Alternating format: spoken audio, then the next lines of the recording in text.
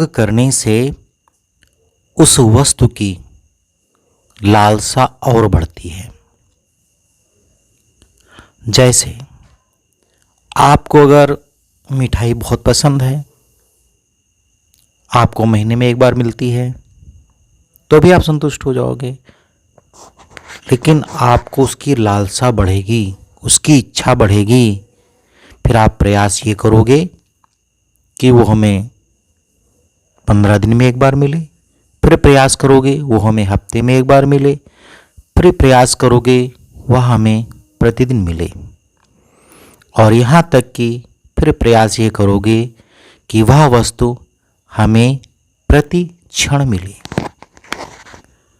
अर्थात भोग करने से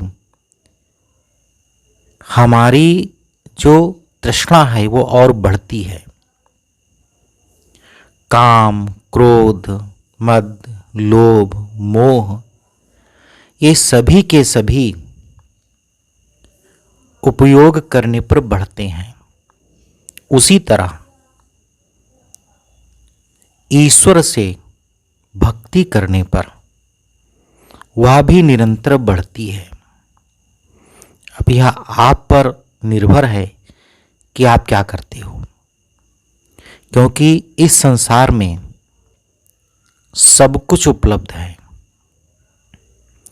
सकल पदार्थ हैं जग माही, कर्महीन नर पावत नाही। अगर हम किसी भी परिस्थिति के लिए किसी दूसरे को दोषी देते हैं या ईश्वर को दोषी ठहराते हैं, तो फिर आपसे और हमसे बड़ा मूर्ख कोई नहीं है।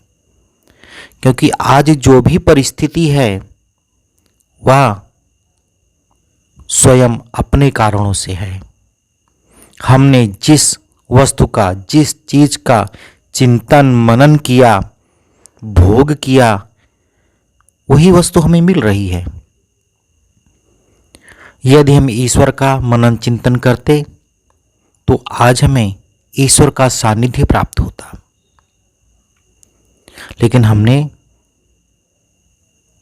लोगों ने सदैव भौतिक संसाधनों का ही चिंतन किया। यहाँ तक कि जब हम मंदिर जाते हैं तो मंदिर में भी केवल भौतिक वस्तुओं को मांगने ही जाते हैं।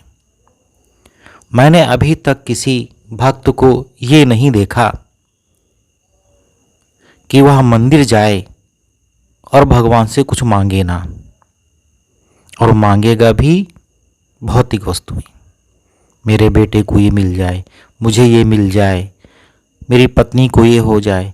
कभी वह अकारण मंदिर भी नहीं जाता है। मंदिर तो छोड़ दो, अकारण वह अपने घर में बने मंदिर में भी प्रणाम नहीं करता है, और फिर यह आशा करता है कि ईश्वर अकारण ही आपकी मदद करेगा। नहीं करेगा। यह संसार है, यहाँ पर जो आप करोगे आपको वैसा ही फल मिलेगा। इसलिए